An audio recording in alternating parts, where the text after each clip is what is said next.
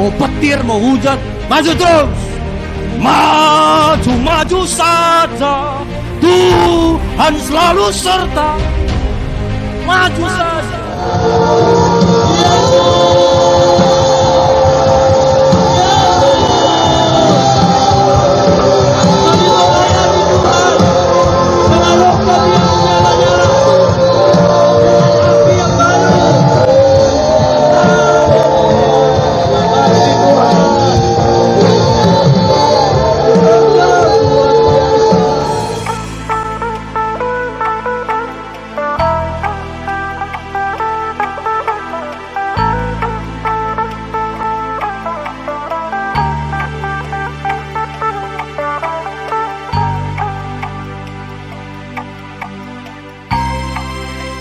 Hari ini kita juga mau iman kita itu juga meningkat. Saya berharap kita di sini nggak hanya imannya kita imani punya rumah, kita imani punya tapak, kita imani punya ini, itu semua nggak salah, itu bagus. Tapi saya berharap iman kita meningkat lagi supaya iman yang kita imani itu bagaimana supaya itu menyenangkan hati Tuhan. Ya, jadi ditingkatkan terus. Sama kayak anak-anak kalau main game, bapak-bapak juga, mama juga sama aja sekarang semua suka main game. Pasti kenapa anak-anak kita lupa makan, lupa PR, lupa segala sesuatu karena dia senang main game. Apa sebenarnya yang dia mainkan? Dia mau naik tingkat lagi, next level lagi, next level lagi, next level lagi. Jadi seru ini next level ini. Sama semua yang mungkin kita di sini mau kehidupan kita itu terus meningkat. Nggak mau kita gajinya begitu-begitu saja. Kalau bisa gajiku naik lagi. Nah, semua kita pengen hidup kita meningkat. Nah, jadi belajar ya, terus meningkat. Kemarin Jacob, anak saya yang paling kecil, itu pun kata-katanya itu begitu mencipta, apalagi kita ya yang sudah dewasa. Jadi ini kan kita drum baru. Jadi waktu drum yang lama saya pindahin ke loteng karena nggak dipakai, itu berapa hari dia suka main ke loteng, main begitu. Ini drumku ya Pak katanya. Iya, gue bilang. Cuma dalam pikiranku ngapainlah ini di atas. Dia pun masih anak-anak belum tahunya main drum, akhirnya drum itu dijual. Lalu waktu drum itu dijual, waktu dia ke atas dia lihat nggak ada lagi drumnya karena waktu dijual dia nggak di situ. Pak, di mana drumku katanya? Udah dijual nakku. Aku mau main drum Pak. Beli drumku. Iya nakku, aku bilang. Sampai akhirnya dia ngomong rupanya serius. Malam waktu kami tidur dia bilang, Pak, mulai hari ini tambah satu cita-cita aku Pak. Apa nakku? Aku jadi polisi. Akhirnya aku jadi pendeta. Setelah itu jadi tukang botot. Sekarang Pak tambah, aku mau jadi pemain drum. Sungguh-sungguh kali anakku ini kupikir. Iya anakku.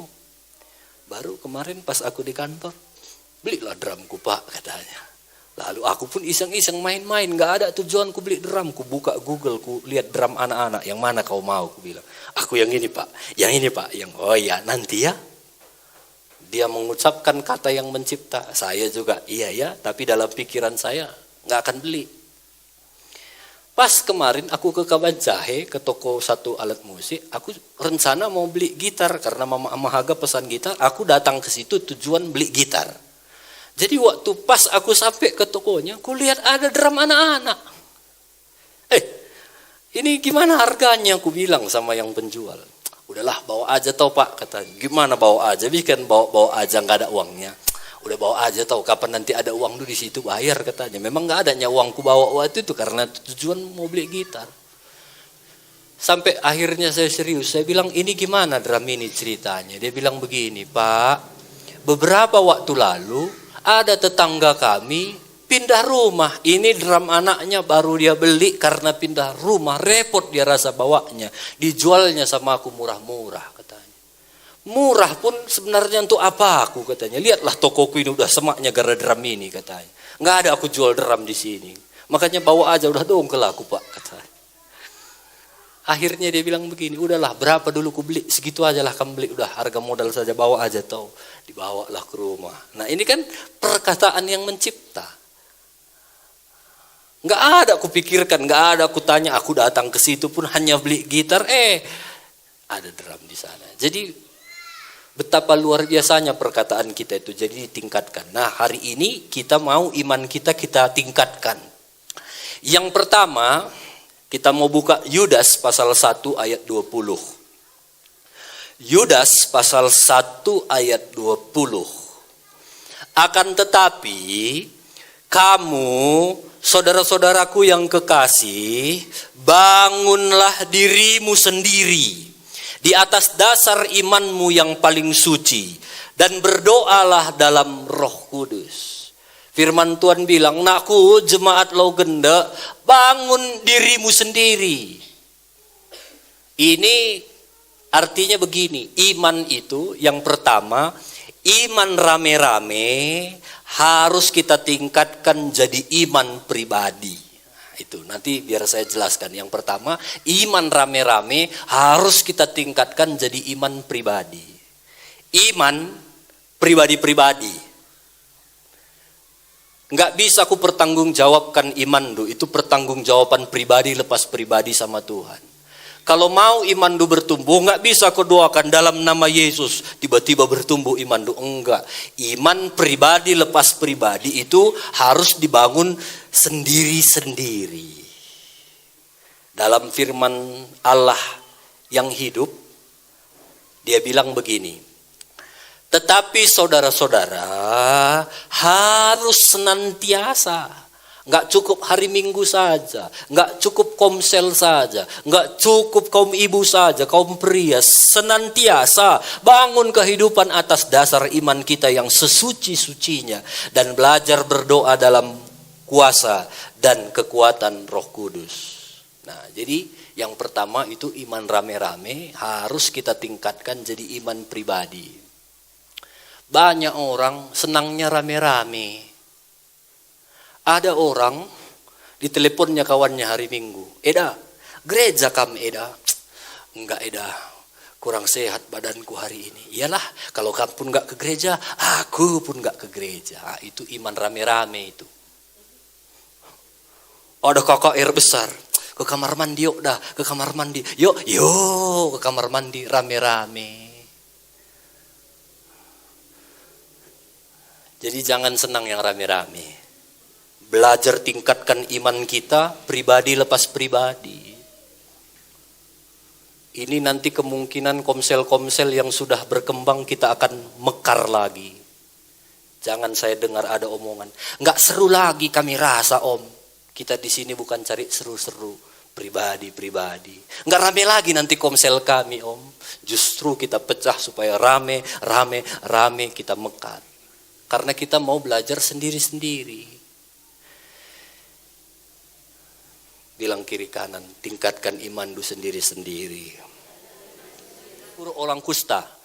10 orang kusta pada waktu itu nggak bisa sembarangan jumpa begini gabung-gabung. Pokoknya asal dia mau masuk ke kampung dia harus teriak, "Oi, aku najis, jangan dekat-dekat," gitu. Waktu itu dia ketemu sama Yesus. Dia bilang, "Yesus, kasihani kami, sembuhkan kami." Yesus nggak datangi dia, nggak tumpang tangan. Yesus bilang saja, "Pergi kau sama imam, laporkan sama imam bahwa kau sudah sembuh." Ini masih sakit kusta. Akhirnya dengan iman yang 10 pergi kepada imam, tapi di tengah-tengah perjalanan tiba-tiba sakit kustanya itu sembuh. Akhirnya satu orang berpikir, "Aku sudah sembuh. Yang sembuhkan aku ini kan Yesus." Lalu dia tiba-tiba balik, dia jumpai Yesus. Lalu Lukas 17 ayat 17 berkata, lalu Yesus berkata, "Bukankah ke-10 orang tadi semuanya telah menjadi tahir? Di mana yang 9 orang itu?" Yesus bilang, "Kan tadi 10 kalian. Bukankah yang kawan-kawanmu itu juga sembuh? Di mana yang 9? Jadi jangan pikir Bapak Ibu, Yesus itu matanya selalu ada untuk kita. Siapa ini nggak hadir ini? Di mana Bapak peran? Itu perkataan Yesus itu setiap minggu. Jangan saudara pikir saudara tidak hadir. Dia lihat. Pribadi lepas pribadi. Siapa lagi yang gak hadir ini? Dicari sama Yesus. Jangan pikir kita tidak ibadah, kita melakukan aktivitas selain itu. Yesus gak cari kita, Yesus cari. Ayat 18. Tidak adakah di antara mereka yang kembali untuk memuliakan Allah selain daripada orang asing ini? Lalu ia berkata kepada orang itu, berdirilah, pergilah, imanmu telah menyelamatkan engkau. Lihat kalimat ini. Yesus gak bilang imanmu telah menyembuhkan engkau. Yesus bilang imanmu telah menyelamatkan engkau. Yang 9 itu tadi memang mereka sembuh, tapi belum tentu selamat. Tapi yang satu udah sembuh, selamat lagi. Bagi Yesus jauh lebih penting keselamatan daripada kesembuhan. Bagi Yesus jauh lebih penting iman kita itu meningkat daripada ekonomi kita dipulihkan. Bagi Yesus iman kita itu terutama. Bagi Yesus kesembuhan itu kecil. Bagi Yesus jodoh ini buat yang muda-muda kecil. Asal kita cinta Yesus, gampang bagi Yesus. Hari Minggu pergi kita beli mitiau. Tiba-tiba waktu kita bayar, uangnya jatuh. Lalu laki-laki itu juga ambil, kamu juga ambil, tatap-tatapan. Bisa jadi itu jodoh. Gampang bagi Tuhan. Kerjaan gampang bagi Tuhan. Semalam Kesia datangi kami. Aku mau cerita om, waktu cerita langsung dia bilang, puji Tuhan om. Kalau udah puji Tuhan aman itu kan. Kalau gini om katanya tadi, lain lagi cerita ini, puji Tuhan om, aku sudah diterima bekerja di dinas kesehatan om. Kan kecil bagi Tuhan itu ya. Sampai kakak seniorku nanya om, siapa orang di belakang? Bayar berapa? Nggak ada, nggak bayar apa-apa. Tuhan. Jadi gampang bagi Tuhan untuk melakukan segala sesuatu. Yang penting iman kita meningkat. Keselamatan itu jauh lebih penting. Nah sekarang pertanyaannya om, apa maksudnya iman rame-rame? Iman rame-rame itu adalah orang-orang yang selalu mencari mujizat tapi nggak peduli sama yang memberi mujizat. Iman rame-rame itu saya berharap kita checklist hati kita. Kalau kita masih ada yang seperti itu, tingkatkan lagi iman kita. Kalau kita masih lebih suka cari mujizat daripada si pemberi mujizat, itu imannya harus dinaikkan lagi. Harus kita lebih mengasihi pemberi mujizat daripada mujizat-mujizatnya. Yang kedua, orang yang imannya rame-rame itu, dia jadikan Yesus jadi ban serap. Kalau pecah ban baru ambil. Kalau nggak pecah ban, nggak ingat itu ban serap. Jangan jadikan Yesus ban serap. Kalau ada masalah, hari apa lagi doatan? Kok sekali aja cuma seminggu doatan? Maunya setiap hari doatan. Kalau ada masalah. Bukan kamu maksudku, bukan ya. Aku nggak nyinggung ini. Tapi ketika masalahnya nggak ada, sekali aja hari Sabtu 2 malam nggak datang. Dia jadikan Yesus jadi ban serap. Kalau kefefet, cari Yesus. Kalau udah beres, Yesus, bye-bye. Itu imannya, iman rame-rame. Saya berharap di sini nggak ada iman yang seperti itu. Iman rame-rame itu iman egois. Kalau aku ikut Tuhan, apa yang ku dapat? Dia nggak pernah mikir, apa yang bisa ku kerjakan untuk menyenangkan Tuhan. Nah, ini iman yang harus terus kita tingkatkan. Nah, bagaimana caranya supaya iman rame-rame itu pindah kepada iman pribadi? Kalau kita belajar dari satu orang kusta itu, yang pertama yang dia lakukan, waktu dia sembuh, dia kembali kepada Yesus. Mungkin waktu dia kembali kepada Yesus, yang 9 temannya, kari anak. Nanti, kan Yesus suruh juga kita ketemu sama imam. Kau sok-sokan kau selalu. Nanti pun bisanya kita sama-sama ke sana. Ngapain pula kau pandi-pandian kau, sok-sokan kau, sok suci, sok rohani. Kayak kau kali pendetanya di gereja itu. Bisa jadi itu terjadi buat si anak satu ini. Tapi dia nggak mau peduli, yang rame ATK-in aja. Yang penting aku udah sembuh, aku mau kembali sama Yesus yang memberikan kesembuhan. Nah itu iman. Jadi yang pertama, kalau kita mau iman kita yang meningkat dari rame-rame kepada pribadi, kembalilah kepada Yesus. Intimlah sama Yesus. Sendiri-sendiri kita cari Yesus. Saya pernah dengar ada orang bilang gini, susah rasanya kalau aku berdoa sendiri, Om. Nggak bisa aku menyembah sendiri di rumah, Om. Tapi kalau rame-rame bisa, tapi kalau sendiri nggak bisa, Om. Enggak, gimana rasanya, enggak enak kurasa. Kalau kita menyembah Tuhan, siapa yang harusnya enak rasanya? Kita atau Tuhan? Tuhan. Jadi kalau kamu menyembah Tuhan, jangan cari enak kamu rasa. Enak kali menyembah Tuhan ini. Itu sebenarnya siapa yang kamu sembah? Seharusnya kalau kita menyembah Tuhan, yang enak itu Tuhan. Walau kadang-kadang bangun pagi masih ngantuk kita. Haleluya. Itu kan gak enak kita rasa. Tapi kita sedang menyembah Tuhan, itulah penyembahan yang betul. Jadi Tuhan itu disenangkan. Walau kadang berlutut kita di lantai, logenda ini kan dingin kali kita rasa. Tapi kita menyembah Tuhan, itulah menyenangkan Tuhan. Ya, jadi kalau ada kamu di sini, rame-rame nggak salah, menyembah Tuhan rame-rame itu nggak salah.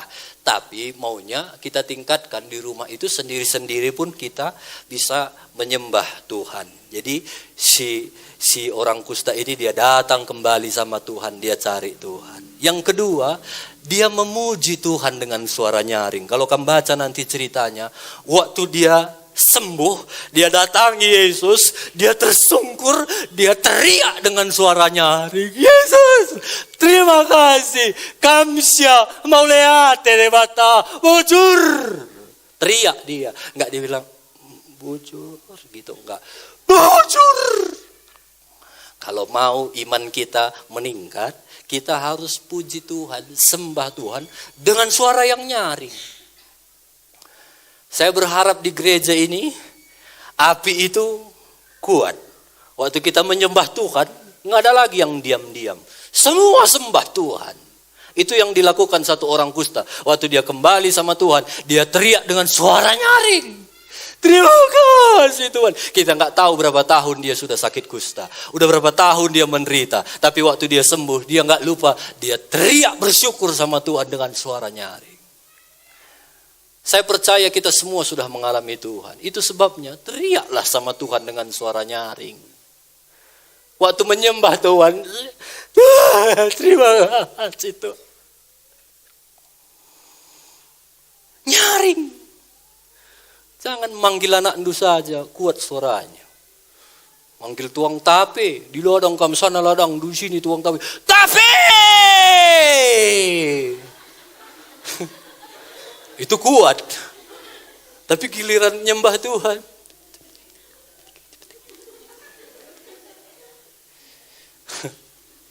Giliran berdoa, Tuhan terima kasih, kami bersyukur. Sampai kadang-kadang teman komselnya serentak pula gini-gini. Udah amin belum ya? Udah amin belum ya? Udah, lihatlah betapa kacaunya kita buat ibadah gara-gara suara kita nggak nyaring. Bilang kiri kanan, jangan suara saja yang keras, doa juga keras. Bilang.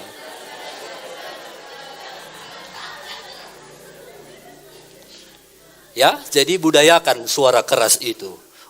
Untuk Tuhan habiskanlah. Di gereja ini silahkan. Kalau di rumah disesuaikan dengan rumah masing-masing ya. Kalau banyak tetangganu nggak usah teriak-teriak. Tapi kalau nggak adanya tetangganu, teriak pun teriaklah untuk Tuhan. Di gereja juga begitu. Biasakan kalau misalnya begini ada firman, ada kamu rasa ketak, itu amin gitu. Amin. Nah, gitu. Jadi terbiasa. Jadi yang pertama iman yang rame-rame harus masuk ke iman pribadi. Ini semua caranya ayolah kita bangun hubungan kita pribadi lepas pribadi dengan Tuhan. Yang kedua, iman yang pasif menjadi iman yang aktif. Pasif itu artinya diam, nggak melakukan apa-apa. Aktif itu artinya melakukan apa-apa, bergerak. Kalau Bapak Ibu ingat cerita tentang satu wanita yang sudah 12 tahun pendarahan, itu pasti udah lemah kali. Ada perempuan di Alkitab diceritakan udah 12 tahun pendarahan, pasti udah lemah kali. Itu udah lama kali. Udah 12 tahun, udah 12 kali Natal itu. Mari kita sambut, udah 12 kali di los kita nyanyi-nyanyi. Belum sembuh-sembuh bibi itu. Udah 12 kali dia tiup lilin. Panjang umurnya. Sebegitulah dia sakitnya. Dan waktu itu presidennya bukan Jokowi. Aduh sayang kali. Belum ada BPJS. Dia udah habis uang. Udah berobat ke Penang, ke Singapura. Gak sembuh-sembuh. Dan firman Tuhan bilang semua sudah habis. Tapi luar biasanya iman perempuan ini gak pasif, gak diam. Aktif. Sampai dia bilang begini. Asal ku jamah nanti jubah Yesus, aku pasti sembuh. Cerita jamah jubah Yesus itu belum pernah ada ceritanya sebelum cerita perempuan ini. Kan gampang ya kalau ada cerita-cerita sebelum ini. Oh, dulu jamah jubah Yesus, aku coba-coba jamah juga, jubahlah gitu. Ini belum ada cerita, dialah yang membuat cerita itu. Jadi orang yang imannya aktif, dia selalu akan punya cara, bagaimana caranya supaya aku ketemu dengan Tuhan. Kalau kita lihat gambar-gambar, lihatlah nanti di Google, perempuan 12 tahun pendarahan, lalu cari gambarnya. Itu semua perempuan itu difoto, dia jalannya pun kayak ngesot, udah gak kuat lagi. Tapi imannya yang aktif itu yang membuat dia gak punya alasan. Asal ku jamah jubah Yesus, aku pasti sembuh. Jadi orang yang imannya aktif pasti selalu punya cara untuk ketemu Tuhan. Tapi orang yang imannya pasif selalu punya alasan gak ketemu sama Tuhan. Panas, hujan pula ini hari Komsel ini. Mungkin enggak kehendak Tuhan aku Komsel, katanya pula. Iya Eda, kamu apa kamu bilang enggak. Kamu bebas, enggak ada anak kecil tuh. Aku anak kecilku. Nah, contoh Mama Rendi, kalau anak kecil mana Mama Rendi? 3 anaknya, enggak ada alasan, selalu dibawa Komsel. 3, kecil. Jadi kalau kita mau sebenarnya enggak ada alasan. Kamu apa kamu bilang enggak. Suami itu baik. Semua disalahkannya. Banyak kali alasannya. Bilang kiri kanan, saya tahu siapa maksud Om itu. Tapi ibu ini udah 12 tahun dia pendarahan. Lihat apa yang terjadi. Kok bisa imannya itu tetap aktif. Markus 5 ayat 27. Dia sudah mendengar berita-berita tentang Yesus. Jadi ibu ini, kalaupun dia sakit, lemah secara fisik, tapi imannya itu enggak dia biarkan tidur. Lihat, dia sudah mendengar berita-berita tentang Yesus. Artinya setiap hari dia isi hidupnya dengan berita-berita tentang Yesus. Mungkin dia suka baca majalah-majalah rohani. Dia suka baca Alkitab setiap hari. Mungkin dia suka nonton channel YouTube Krispus Surbakti.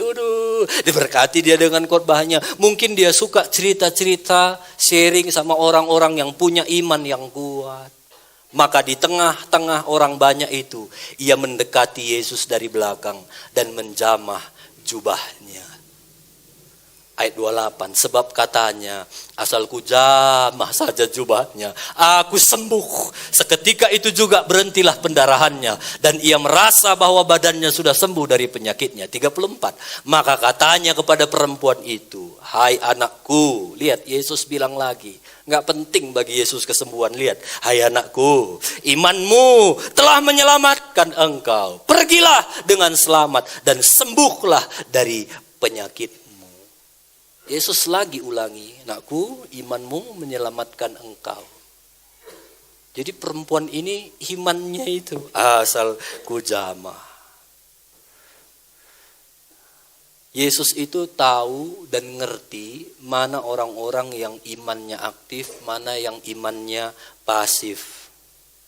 Kan kita semua ini kan kebaktian yang sama ya.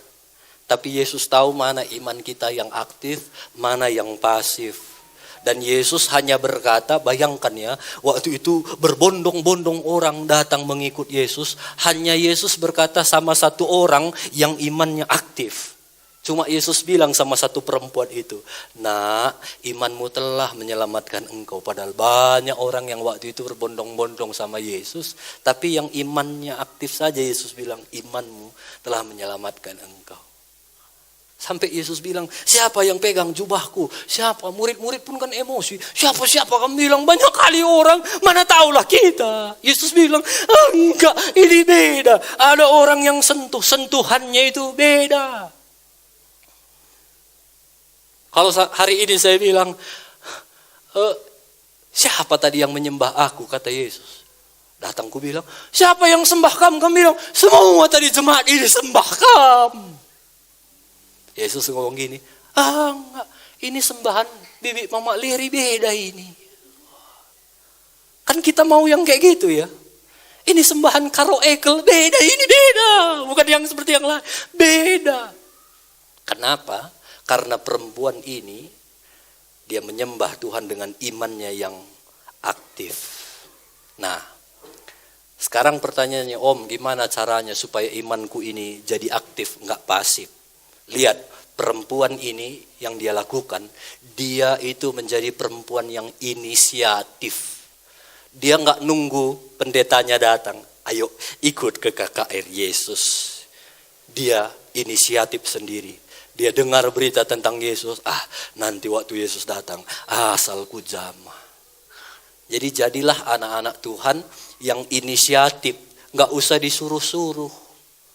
Bilang kiri kanan inisiatif, gak usah disuruh-suruh.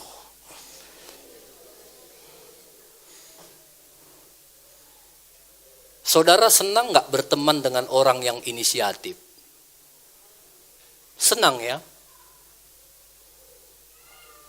Haus kamu, gak kamu suruh ambil minum. Ini minum kawan katanya, kan senang ya inisiatif. Dan Tuhan kita itu juga Tuhan yang inisiatif, Tuhan yang kreatif. Nah ini kan di gereja kita mulai minggu lalu kan sudah ada flyer itu ya. Kebaktian, hari Minggu, ibadah Minggu, jam 7 disugihin, jam 9 dilakukan. Itu kan sudah ada. Itu yang buat saudara Pranta. Saya waktu lihat punya orang, saya bilang keren juga ya. Bisa gak kalian buat? Bisa Om. Dan dia buat dengan gayanya sendiri, dengan kreativitasnya sendiri. Nah, itu dia kerjakan untuk Tuhan. Nah, jadi saudara kalau dibagi di grup, sharinglah di media sosial kita. Itu bisa menjadi satu ajang penjangkauan. Mungkin ada orang yang lagi jalan-jalan, nginap di Miki, dia lihat, dia bisa hadir. Dan itu membuat dia bisa mendengar firman Tuhan. Jadi anak-anak Tuhan, inisiatif. Kami ibadah di Sugihan itu jam 7 pagi. Jam 6:30 kami sudah sampai di gereja. Setengah jam saya duduk di gereja itu dengan santai. Saya melihat gereja itu dengan saya santai. Saya bisa melihat, oh iya ya, maunya lampunya kurang terang sedikit lagi ya. Maunya nanti ditaruh peredam di situ ya, karena ada sedikit gemanya ya. Maunya kalau dicat ini bagus juga ya. Maunya sound system kami ini selalu ada ide-ide. Kenapa? Karena saya bisa datang cepat, saya bisa lebih santai. Coba bayangkan kalau kita di sini ibadah jam 9, datang jam 9.15. Lalu datang kawan duduk kawan, cepat, udah terlambat kita. Masih puji-pujiannya ini. Udah gitu, udah mau khotbah, duduk gini.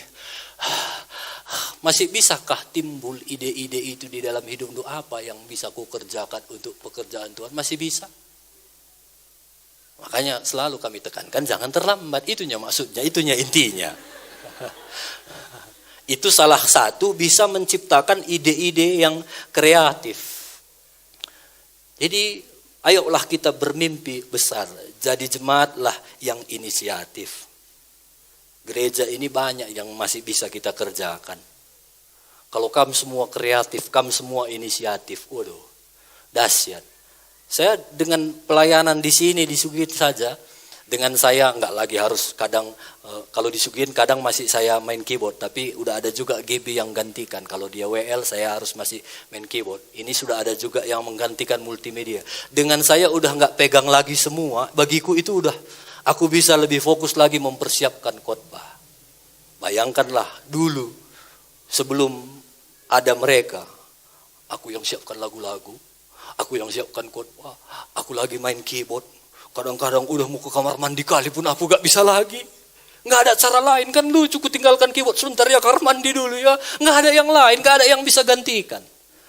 Tapi dengan mereka belajar, akhirnya timbul ide-ide kreatif, mereka bisa melayani Tuhan. Jadi kreatif, inisiatif, itu caranya supaya iman kita itu bisa bertumbuh. Jangan diam saja di gereja ini. Banyak yang bisa kamu kerjakan di gereja ini. Ya, jadi silahkan. Di Komsel juga banyak yang bisa kamu kerjakan. Harus kreatif. Jangan nanti orang naik tensi gara-gara sering makan babi. Suami itu naik tensi karena makan ropah. Kok bisa om? Setiap hari makan ropah. Kreatif, ropah pun setiap hari ya. Kadang-kadang dibelgang, kadang-kadang dirica-rica, kadang-kadang pokoknya gitulah. Kreatif.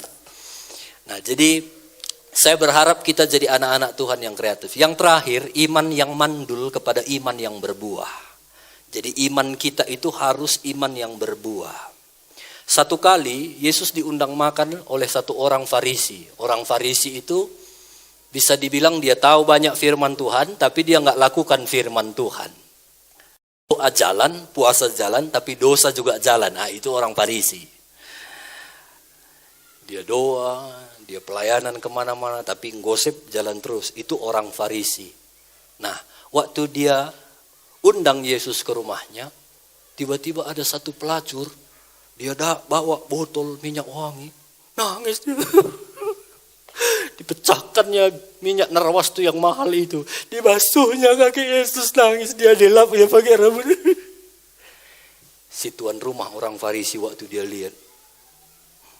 Dia gak ngomong, tapi dalam hatinya, apa Yesus gak tahu dia ini perempuan pelacur? Najis, kok Yesus mau ya? Lalu apa yang Yesus katakan? Lukas 7 ayat 44. Lukas 7 ayat 44. Dan sambil berpaling kepada perempuan itu, ia berkata kepada Simon. Ini Simon bukan murid Yesus, tapi ini Simon orang Farisi. Engkau lihat perempuan ini. Aku masuk ke rumahmu, namun engkau tidak memberikan aku air untuk membasuh kakiku. Tetapi dia membasuh kakiku dengan air mata dan menyekanya dengan rambutnya. Yesus bilang, Simon, gimana isi hatimu itu? Aku datang ke rumahmu, enggaknya kau siapkan air. Ingat ya, tradisi orang Yahudi keset kaki itu cuci kaki di luar. Kau enggak siapkan air untuk cuci kakiku. Perempuan ini dia cuci kakiku dengan minyak yang mahal, bahkan dengan rambutnya yang terurai. Yang pertama di sini diceritakan bahwa Yesus itu mau kita punya etika hormat kepada Tuhan.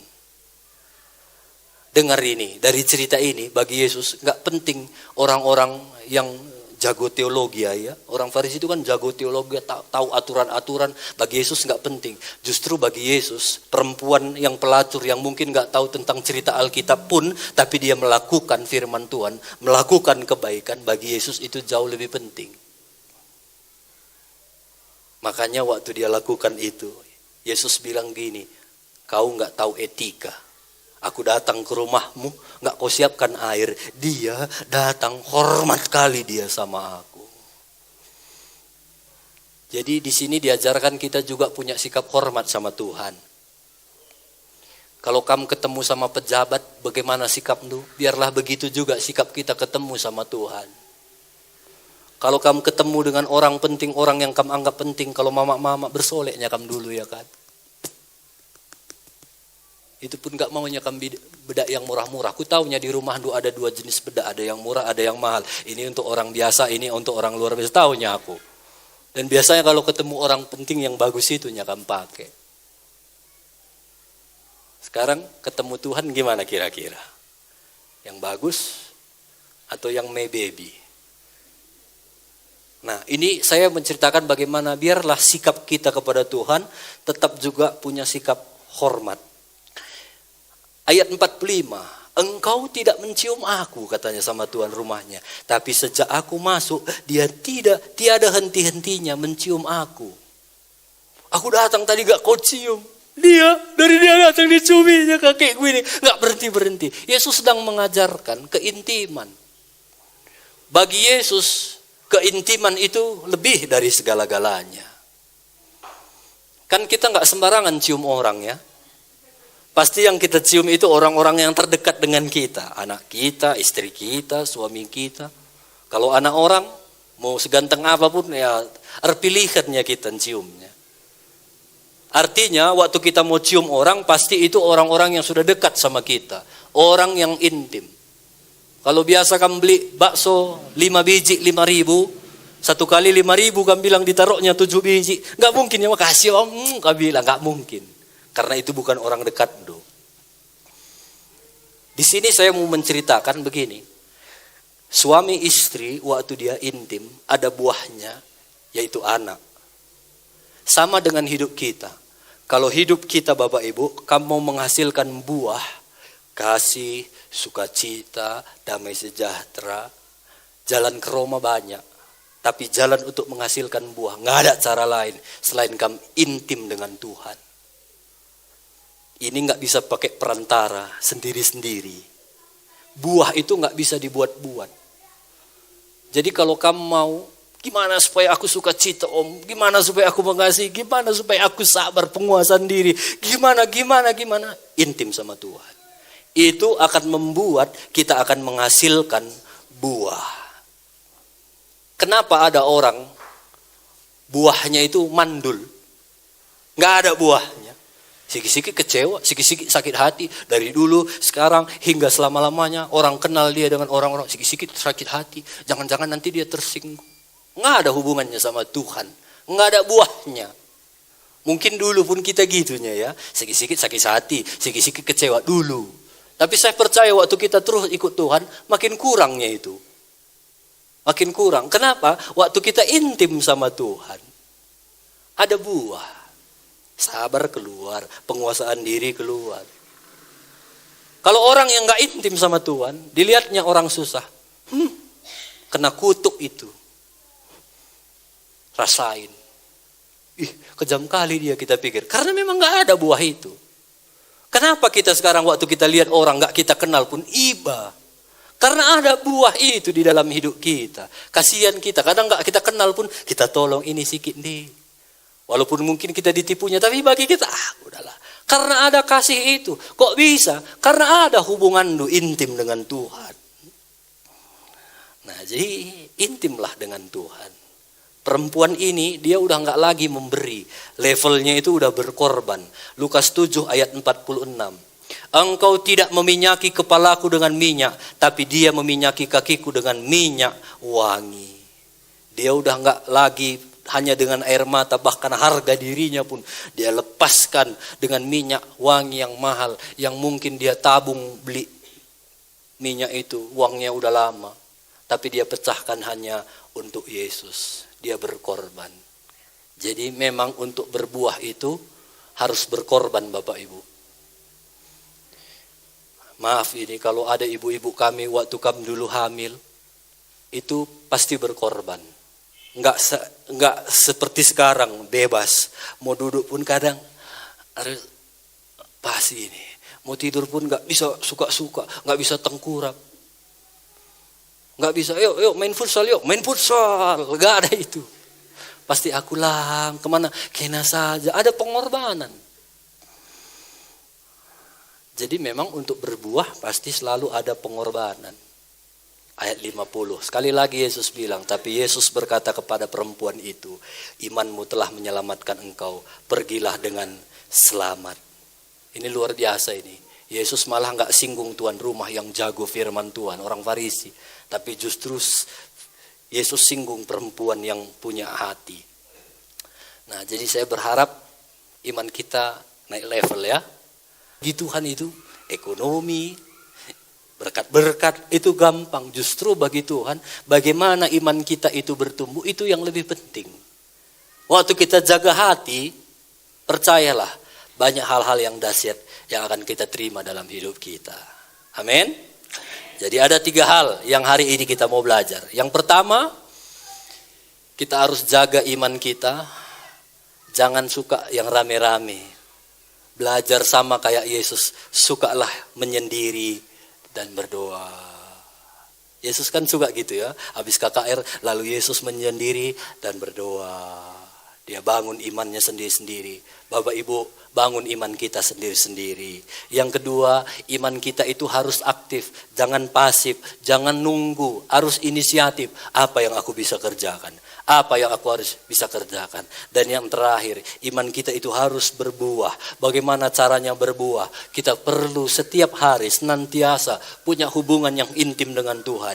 Itu otomatis akan menghasilkan buah-buah dalam kehidupan kita. Haleluya.